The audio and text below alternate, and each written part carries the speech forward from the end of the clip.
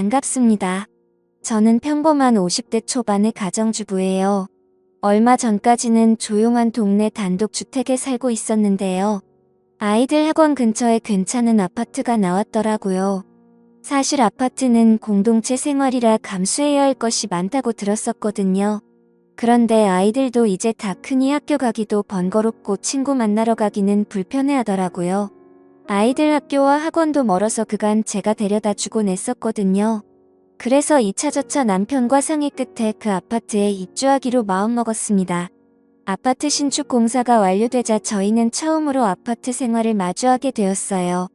전원 생활에서의 조용함과 안락함, 개인적인 생활에 대한 이로움은 없었지만 좋은 시설과 편리성은 정말 최고더라고요. 처음에는 위아래층 옆집에 이웃들이 살고 있는 것에 대해 영 적응이 되지 않았었는데 시간이 지나니 차츰 적응되어 가더라고요. 다행히 아파트의 소음도 괜찮은 편이었어요. 전원 생활을 할 때에는 기껏 해봐야 동네 이웃들도 몇 없었는데 아파트에는 사는 사람들이 많으니 엘리베이터나 지방마트에서 종종 보게 되는 주민들도 생기더라고요. 그래서 저희 애들 또래의 엄마들과도 친해지게 됐고 아파트에서 일하시는 경비 아저씨들과도 서슴없이 인사하는 사이가 되었죠. 가정주부라서 낮에 무료할 때가 많았었는데 예전에는 집에서 혼자 책을 보거나 TV를 종일 보는 게 유일한 낙이었다면 아파트에 이사 온 이후로는 동네 한 바퀴 산책하면서 아는 엄마들과 주민들과 소통하고 지내는 게 유일한 낙이 되었어요. 특히 우리 집 앞 경비 아저씨는 저보다 서너 살 조금 나이가 있어 보이는데 항상 웃는 얼굴에 인상도 참 좋으셔서 볼 때마다 기분이 좋아지고는 한답니다. 정말 말 그대로 동네 경비 아저씨에 걸맞게 인사성도 좋으시고 아파트 관리 일에 참 열심히 하세요. 어느 날은 더운 여름날이었는데 땀을 뻘뻘 흘리시면서 수리 작업을 하시는 거예요.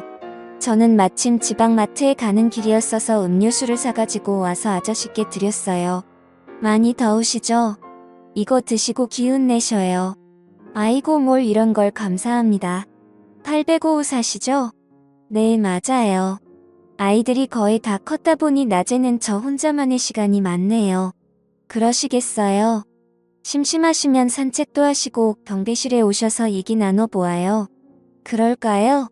제가 내일은 수박 썰어 가지고 와야겠어요. 경비 아저씨는 수박까지 가져오시냐며 괜찮다고 했지만 아저씨와 소소한 대화 나누는 것도 재미있었고 더운 날 고생하는 분께 잠시나마 휴식을 드리고 싶더라고요. 그래서 다음날 말한 대로 수박을 잘라가지고 와서 경비실로 향했습니다. 가고 있는데 지상 주차장에서 시끄러운 소리가 나더라고요. 가보니 경비 아저씨와 한 주민이 얘기 중이더라고요. 그런데 주민의 언성이 높아지면서 아저씨에게 삿대질을 하며 오라고 하고 있는 게 아니겠어요? 걱정이 돼서 얼른 가고 왔습니다. 가보니 주차 문제로 화난 중년의 남성 주민에게 경비 아저씨가 나서서 말린 이 괜히 불똥이 아저씨에게 튄 듯 보였습니다. 그때 난감해하고 있는 아저씨에게 주민이 욕을 하며 어깨를 밀치는 거였습니다. 저기요. 이분은 아파트를 위해 일하는 분이시고 그에 따라 설명해 주신 것뿐인데 이분이 무슨 죄가 있으신가요? 경비 아저씨라고 막대하시면 안 되지요. 사과하세요. 당신이 뭔데 이래라 저래라. 부인이라도 돼요. 저도 아파트 주민이고 운전하는 사람이에요. 화가 나도 이건 아닌 것 같네요. 사과하시죠. 잠시 후 그 주민은 머쓱한 표정을 지으며 경비 아저씨께 사과를 하더군요. 흥분을 가라앉힌 주민은 본인이 예민했다면서 죄송하다 말하고 자리를 뜨더군요. 저는 수박을 들고 아저씨와 함께 경비실로 갔습니다. 아이고, 직원 한 명이 외근 나간 바람에 혼자 있어서 일이 더 커졌었네요. 별일 아니에요. 이 일 하다 보면 이런 일 수두룩 한답니다. 아무튼 고맙습니다. 갑질도 아니고 저런 식은 지나칠 수 없었네요. 기죽지 마시고 힘내세요. 아저씨. 평소 늘 웃는 표정의 아저씨였었는데 그날은 회의감이 되셨는지 속상한 기색이 엿보였습니다. 아저씨와 수박을 먹고 있는데 그때 아저씨에게 전화 한 통이 걸려왔어요. 딸이더군요. 딸이 대학생인데 공부를 열심히 잘한다고 하더라고요. 이번에 장학금도 다 왔다고 하더군요. 경비 일을 하시는 아버지 보고 조금만 참으시라며 본인이 졸업하고 취업해서 용돈 많이 드릴 거라고 하더라고요. 알고 보니 아저씨는 오래전부터 아내와 사별했고 딸 하나를 홀로 키웠다고 해요. 남자 혼자서 딸을 키웠으니 얼마나 고생이 많았을까요? 생각해보니 딱 하더라고요. 그리고 열심히 살아온 경비 아저씨가 대견해 보이고 응원해주고 싶었어요. 그래서 좋은 말 많이 해줬습니다. 그날 이후로 저희들은 친구처럼 더욱 가까워진 것 같았어요. 낮에 시간 나면 음식을 들고 그곳에 찾아가곤 했습니다. 동시간대에 같이 일하시는 분이 계실 때 더욱 화기애애해졌는데 그분이 좀 화통하고 지구진 면도 있으시더라고요. 어느 날은 저희 둘이 연인 같다며 막mun감을 하시는 거예요. 그런데 아저씨는 어쩌고 하면서도 기분이 싫지 않은 듯 보였어요. 저도 왜 그런지 모르겠는데 싫지 않더라고요.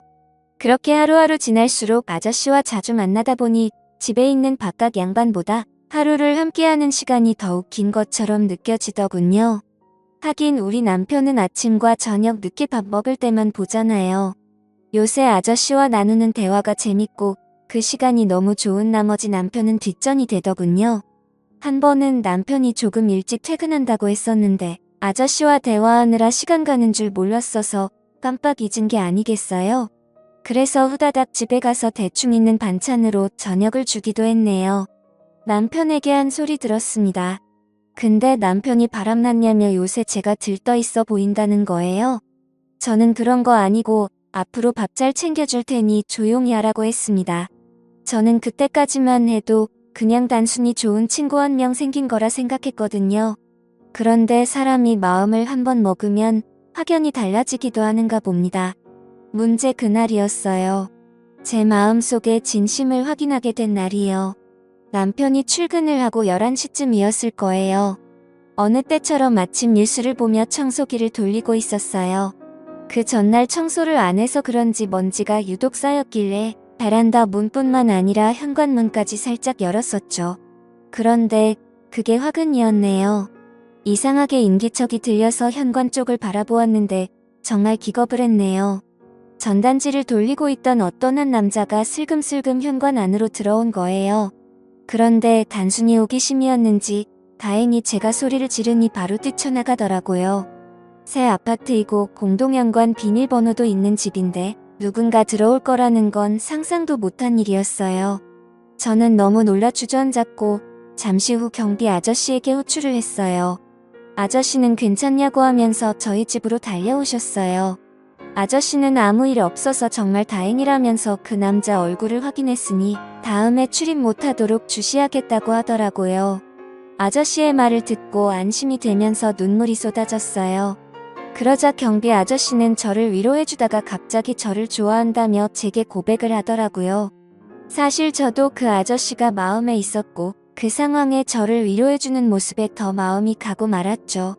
그래서 저도 대답을 했습니다. 아저씨 저도 제 마음을 잘 몰랐었는데 저도 아저씨를 좋아하는 것 같아요. 그렇게 저희는 서로의 마음을 확인한 후 다음을 기약했습니다. 아저씨는 혼자 있지만 전 가정이 있는 여자로서 질책을 받는 건 맞다고 생각돼요. 그렇지만 이제서야 제 운명을 만난 것 같은 느낌은 저만의 착각인 걸까요? 조건이나 모든 걸 따지지 않고도 그 사람 자체가 너무 좋은 게 저는 인연이라고 생각되는데 혹시 가정이 있는 분 중에 이런 느낌 받으신 적 있을까요?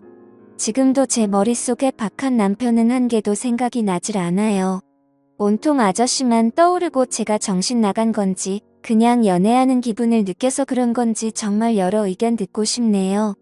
지금까지 제 사연을 들어주셔서 감사드립니다. 구독과 좋아요 부탁드려요. 감사합니다.